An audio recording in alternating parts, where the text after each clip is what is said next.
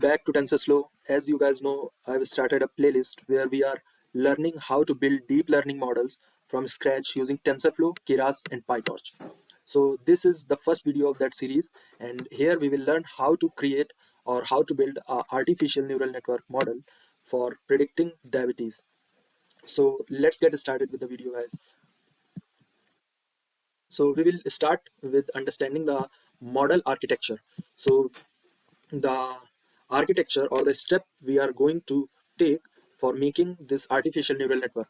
So these are some important or necessary steps you have to follow for making your own artificial neural network model. So the first step is data preparation.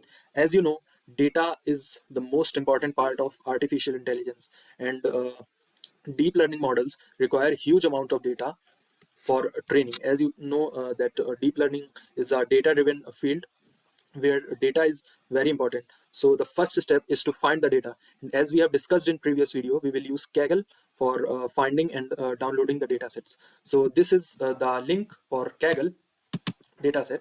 So let me go on this link, and so this is our data. This is our data, Indian diabetes dataset. So this data set is mainly or widely used for ANN classification task. This is also used for regression task in machine learning, and we are going to use this data for our ANN task. So this data have 8 columns, 9 columns, which are pregnancies, glucose, blood pressure, skin thickness, insulin, BMI, and diabetes pedigree function, age, and outcome. So these are the 9 columns that our data have. So as you can see, we only have numerical values in our data, so we can directly download this data CSV file from here by clicking on this download option, or you can download the zip file with every annotation and every file attached to it from here. And you can also use this data directly. If you are working with Google Colab, you can copy this link and paste it on Google Colab and directly download it on Google Colab. So as I have downloaded my data set, so let's create a Jupyter notebook and start coding with that. So the next step is to load that data on your Jupyter notebook. So I'm using a Jupyter notebook here because the data is very small, of I think 23 MB or 23 KBs. So the data is small, so we don't require any GPU and extra RAM for that. So we will use a Jupyter notebook. If the data was big or large, so then we will use Google Colab, because Google Colab provide GPU and extra RAM. So we will take a look at that later in the video. So let's load the data in our Jupyter notebook. So for data loading and visualization, we will use pandas. So import pandas as PD. And after that, we will write pd dot read CSV, read underscore CSV, and here we will pass the path of our data where the data is stored. So I have loaded and stored the data in this data variable. Now let's take a look at data, that what our data looks like. So we will print the first 5 rows of our data. So yeah, this is our data. These are the columns, 9 columns, which our data have, and these are the values. So we have only numerical values, so we don't have to do more much data preparation or data processing. So the next step is to visualize the data, to understand the data, that what this data is all about. So let's print the info about the data, or the information about the data. So we will write info and print. So the data is of pandas data frame class, and it has 768 rows, 9 columns, and these are the column values. So now let's take a quick description of our data. So we will write data.describe.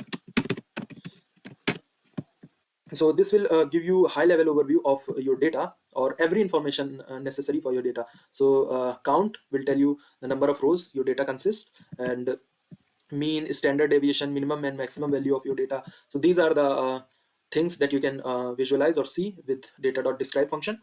After that, we will check if our data has any null values or not. So for checking null value, we'll write is NA, and for checking on full data, we will write sum So this NA will check uh, is there any null values in the data of first column, and this sum will check for all columns. So we don't have any null values, that's why it is showing 0. So we don't have any null values in our data. So now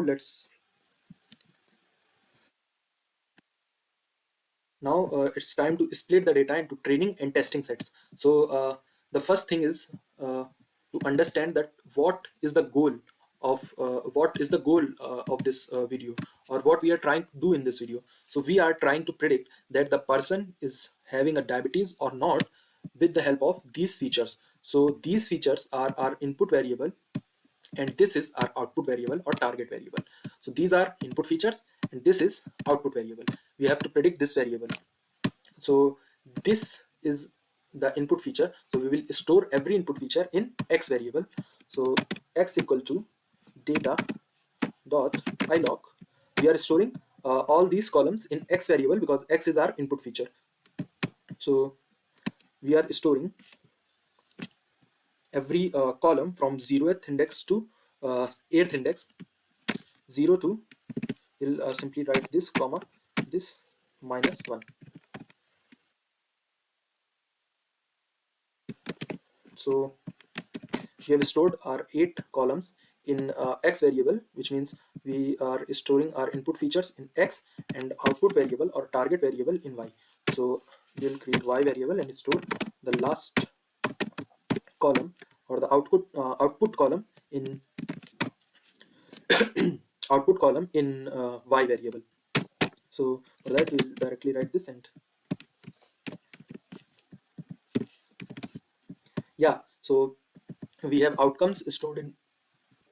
So we have stored input feature in x variable and output variable or target variable in y.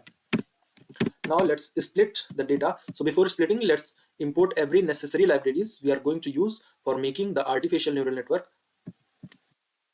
So these are the libraries that we are going to use for making this model. So we have imported pandas for data manipulation and data loading, numpy for calculations, pyplot for plotting the graph, and train test split for splitting our data into training and testing sets.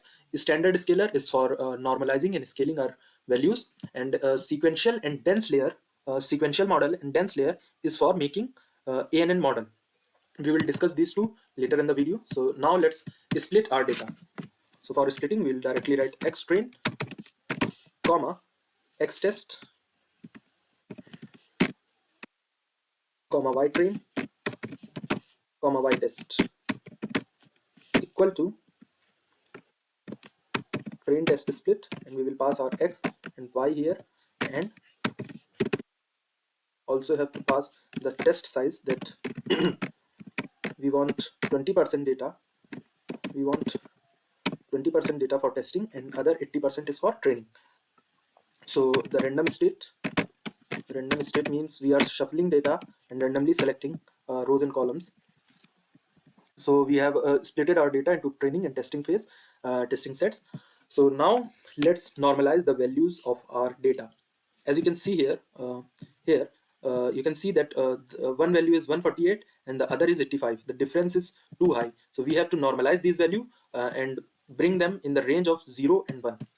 So for normalization, we'll simply create the object of standard scalar class,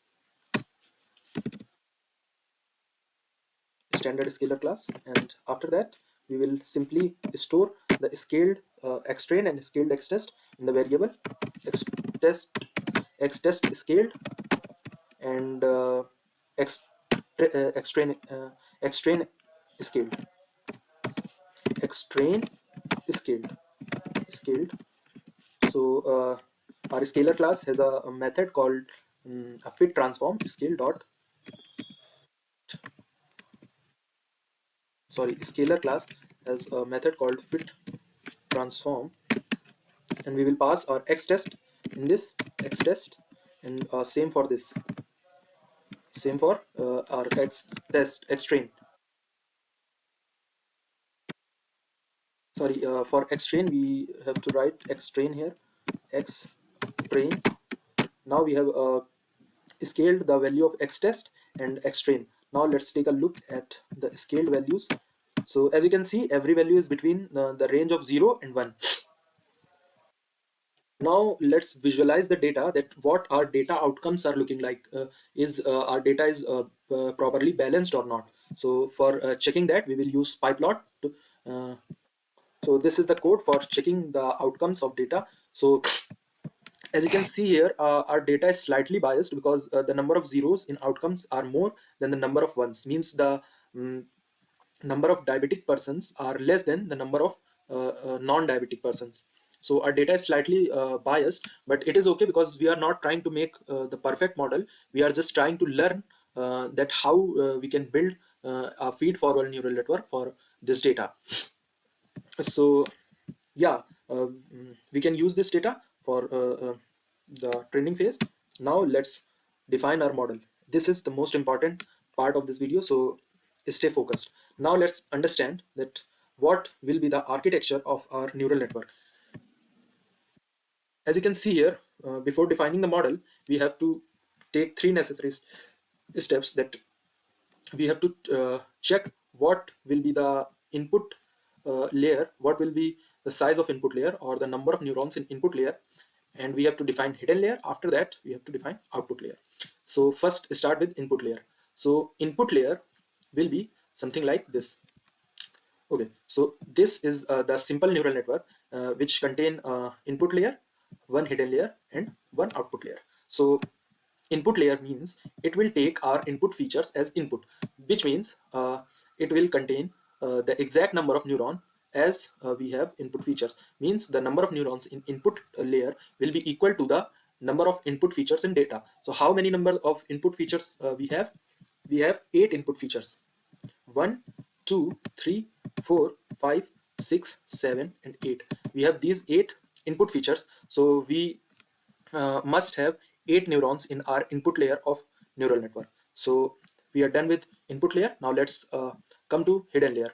So we can use n number of hidden layers, 1, 2, 3, and many more for more complex data. So as you can see here, for very complex data or for learning complex pattern, we can use a very complex neural network with n number of hidden layers, and we can increase the complexity of neural network by increasing the hidden layer and number of neurons in every layer. So now our data is less and data is small also, so we will use a simple neural network with 3 hidden layer and 1 input layer. So 1 input layer and 1, 2, and 3 hidden layer. After that, 1 output layer. So this will be the input layer with 8 neurons because we have 8 input features. And after that, this will be our first hidden layer, second hidden layer, and third hidden layer. We will use 64 neurons for first hidden layer, 32 neurons for second hidden layer, and 16 neurons for third hidden layer. And after that, we have to define our output layer. So for defining the output layer, we should understand that what we are trying to solve, that what is the problem. So the problem is classification problem. And what type of classification? It is binary classification. We have to predict 1 or 0, means a person is diabetic or not. So we have to predict one class only, 1 or 0. So this is binary classification problem. So we will use sigmoid activation function in output layer and only one neuron because we only want one output for this data or for this model. So this will be the architecture of our model. I know the drawing is not good, but you have to adjust. So this is the input layer with 8 neurons. This is the hidden layer with 64 neurons. This is second hidden layer with 32 neurons. This is third hidden layer with 16 neurons, and this is the output layer with 1 neuron. And activation function will be sigmoid because sigmoid compresses the output between 0 and 1, probability of 0 and 1. So this will be the architecture of our model. Now let's start writing the code for that. So to define the model, we have to create a model class, object of sequential class. So let me tell you what sequential class do. So sequential mean our data will flow in sequential manner. Means the output of this layer will be the input for this layer, and same for all. Means the output for second layer will be the input for third layer, and the output of third layer will become the input of fourth layer or the output layer. So this is the work of sequential class. So we are making a sequential model, and here we have to define our first layer. So the first layer will consist of how many neurons? 64 neurons. So we will pass 64 here. And in first layer we also have to tell that what should be the input dimension of our, or the number of neurons in input layer. So number of neurons in input layer will be 8, because we are using this data, and this data has 8 input features. This data has 8 input features. So we will our model will expect 8 number of neurons, or 8 input. And after that, here we have to define the activation function, that what activation function we are going to use. So we will use ReLU activation function. After that, we will define our second layer, second dense layer with 32 neurons. And here we don't have to define this input dimension, we just have to define this in first layer. And here we will also use this activation function, ReLU. And after that, the third hidden layer with 16 neurons and activation function ReLU. And after that, the output layer, dense and with 1 neuron, and the activation function will be sigmoid. Sigmoid here, because we are dealing with binary classification problem. So this is our model. Now let's check the summary of model. So we will write model dot summary, and this will provide a brief summary of our model. So we have total 3201 trainable parameters. We have 3 hidden layers and 1 output layer in our model. So this is input layer with 8 neuron, and after that 64 neurons, 32 neurons, 16 neurons, and 1 neuron with a sigmoid activation function. Now the next step is to compile the model. As you can see here, the next step is to compile the model. So this is we have defined our input layer, we have defined the output layer and activation function, and after that we have to compile the model. So while compiling, we have to provide 3 things: optimizer, loss function, and metrics. Optimizer is for training or back propagation. So let's write the code model dot compile. In compilation, we have to pass the optimizer, which will be Adam in our case, and loss will be binary cross entropy, because we are dealing with uh, binary classification problem. So we will use binary cross entropy. And after that, metrics is used for keep track of the training. So metrics will be accuracy, will track the accuracy after every epoch. So we have compiled our model. Now the next step is to start the training. So to start the training, we will simply write model dot train, and we will pass our training data in the model. So the training data is scaled x train and y train. So we will pass this x train scaled and y train.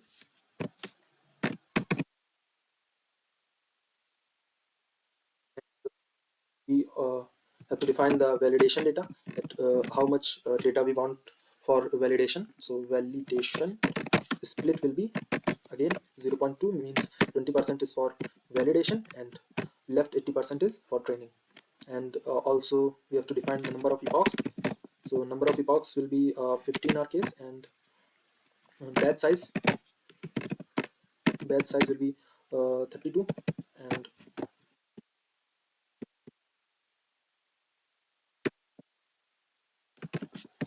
so the training has started for 50 epochs. So yeah, our training has started, and our model is converging very fast, because the data is less and model is complex. It has 3 hidden layers with uh, 64, 32, and 16 neurons. So once the training is completed, we have to evaluate our model. So now write code for evaluation. So for evaluation, we will simply write model dot evaluate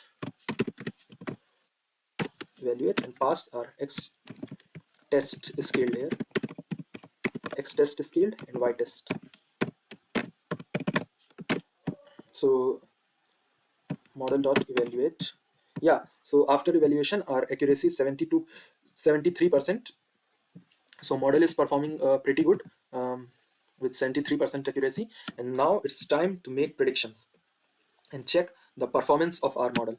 So for checking the performance, we will make 8 prediction on our testing data. So to do that, we will write this. model.predict, and we will pass our x test, and we will predict for first 8 values. So as you can see, our model is predicting almost every outcome right except this one. So yeah, at 73% accuracy, our model is performing well. So as you can see, our model is performing well. So now we have understood that how to load the data, download the data, visualize the data, clean the data, make the model, and how to make predictions with our model. So we have completed the or achieved the goal of this video, which is learning how to make artificial neural network model from scratch using TensorFlow and Keras. So if you have any doubt, you can ask me in the comment section. And yeah, so that's it for the video, and see you in the next video, guys.